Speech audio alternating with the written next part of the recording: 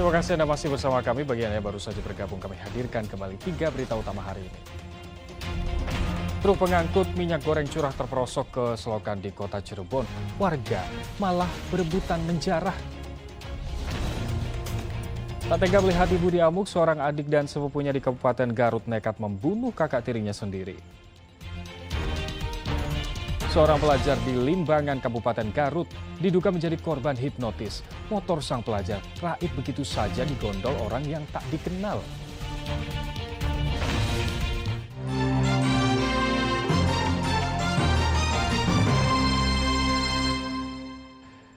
Seorang adik dan sepupunya di Kabupaten Garut nekat melakukan pembunuhan berencana kepada kakak tirinya sendiri. Korban dibacok karena kerap mengamuk kepada ibunya. Untuk menutupi kasusnya, kedua pelaku memberitahu kepada ibu dan keluarganya bahwa korban bunuh diri.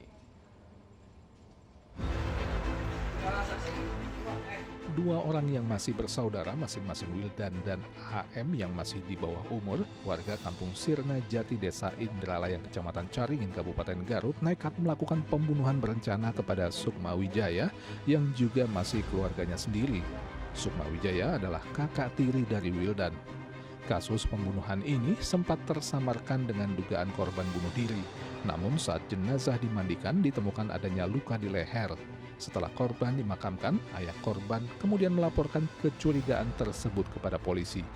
Dari hasil penyelidikan diperoleh bukti bahwa korban meninggal akibat dibunuh. Makamnya pun akhirnya dibongkar kembali. Polisi kemudian mengamankan kedua tersangka yang adalah saudara sepupu korban. Dari rekonstruksi kasus terbukti bahwa kedua pelaku bekerja sama untuk menghabisi korban. Pembunuhan dilakukan karena mereka sakit hati melihat korban sering menyakiti ibu mereka. Korban juga sering meminta uang padahal ibunya tidak bekerja. Hal inilah yang membuat keduanya nekat membunuh korban. Juga baru diduga bunuh diri. Ya. Kemudian keluarga dari pihak bapak almarhum lagi membagikan. Kemudian ada bekas bacokan kepala bagian belakang, banyak juga bacokan. Setelah dari itu dimakamkan korban tersebut pada hari Selasa. Bapak korban melaporkan kepada Polsek Caringin. Kemudian pada saat itu tim Satreskrim Polres Garut langsung muncul Caringin, kemudian mendalami informasi tersebut karena adanya dugaan korban tersebut dibunuh bukan secara bunuh diri. Karena ada kejanggalan bekas bacokan. Kejanggalan tersebut, kemudian kita mendalami informasi tersebut, lakukan penyelidikan, kemudian alhamdulillah pada saat itu juga kita telah mengamankan 2 orang. Rupanya si pelaku ini nekat menghabisi kakak tiri apa? Kalau dari pengakuan tadi tersangka ini, karena mungkin membela ibunya, karena si korban ini ada dugaan kan depresi, minta uang kepada ibu pelaku, ya kan? Karena ibu pelaku kan udah tua posisinya, mungkin dalam keadaan tidak bekerja, udah tua, sering dimintai oleh korban. Mintanya itu sambil marah-marah. Gitu kan. Mungkin ini pelaku ini tidak terima gitu, ketika melihat orang tuanya dimintai. Nah akhirnya mungkin timbullah perencanaan untuk menghilangkan nyawa si korban itu. Karena salah satu pelaku masih di bawah umur, proses penyidikan didampingi tim dari Balai Pemasyarakatan Anak. Eko Setiabudi melaporkan dari Kabupaten Garut. Kasus penemuan mayat dengan luka tusuk dan menggenggam pisau di kawasan Ujung Jaya, Kabupaten Sumedang akhirnya terungkap. Polisi memastikan mayat tersebut merupakan korban pembunuhan. Pelaku melakukan penusukan lantaran kesal, korban menusuknya terlebih dahulu dari belakang.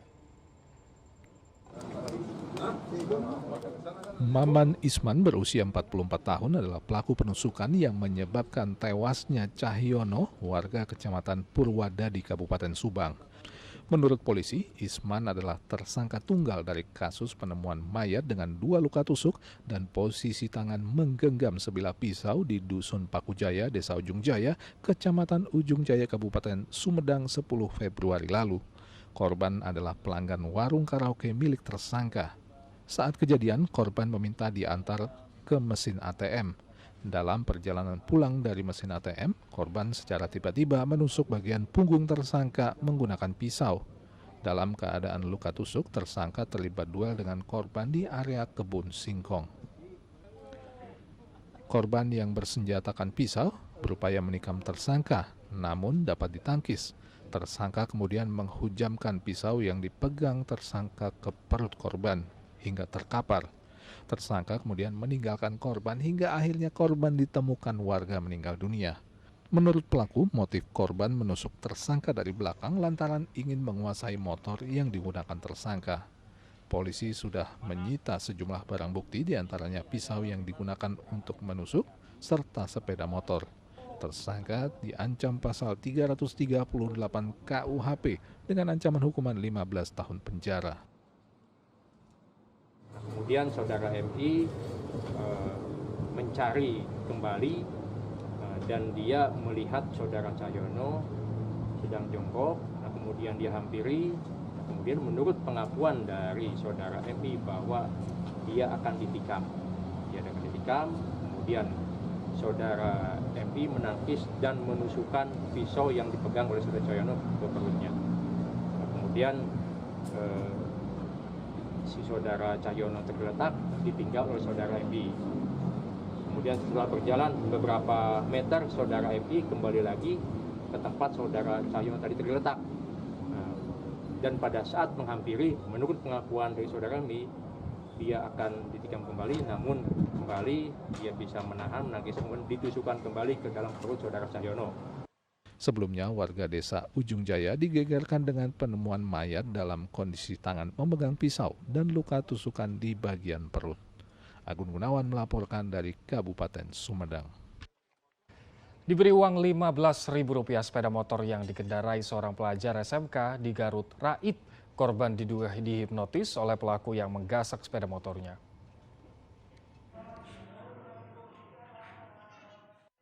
Di tempat inilah seorang pelajar SMK KBU Limbangan Garut mengalami kejadian naas. Ferdi, warga kampung Lebak Jaya, Ciwangi Limbangan, dihipnotis oleh orang tak dikenal saat pulang dari sekolah. Di tengah jalan, ia dihentikan pelaku yang minta diantar ke desa Ciwangi. Saat korban sudah dalam kendali pelaku, motornya dipinjam dengan alasan untuk ke tempat temannya. Korban seperti tak mampu menolak. Motornya pun diserahkan begitu saja. Pelaku kemudian memberikan uang sebesar Rp15.000 kepada korban. Setelah korban sadar, ternyata motor tidak kunjung kembali. Ya, saya minta tolong para polisi supaya ketangkap gitu itu motor. Sebab motor itu kan kredit, saya baru lunas gitu motornya.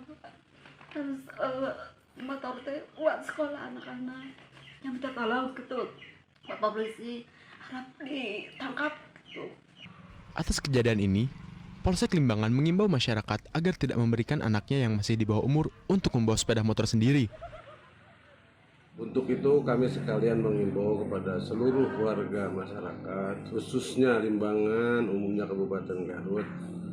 Kami mengimbau untuk anak kecil di bawah umur tidak boleh menggunakan kendaraan bermotor terlalu jauh keluar rumah.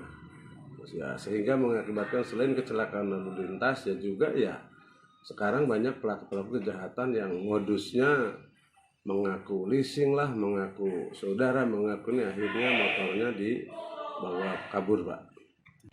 Berbekal rekaman kamera CCTV saat kejadian, anggota Polsek Limbangan tengah menyelidiki identitas dan mengejar pelaku. Eko Setiabudi melaporkan dari Kabupaten Garut, Jawa Barat. Assalamualaikum warahmatullahi wabarakatuh adik-adik. Nah, buat kalian yang usianya maksimal 14 tahun, yuk ikutan lomba membaca Al-Quran di Qori Cilik Indonesia. Caranya mudah, kirimkan video mengaji Al-Quran kalian ke email yang ada di bawah sini. Oh iya, videonya dibuat landscape ya, dengan format HD. Terus durasi mengajinya 5 menit ya, dan kalian bebas memilih ayat dan surat dalam Al-Quran. Jangan lupa nih, saat kirim video mengaji kalian, cantumkan nama, tanggal lahir, alamat, dan nomor telepon yang bisa dihubungi di dalam email. Kita tunggu video kiriman kalian sampai tanggal 28 Februari 2023 ya. Wassalamualaikum warahmatullahi wabarakatuh.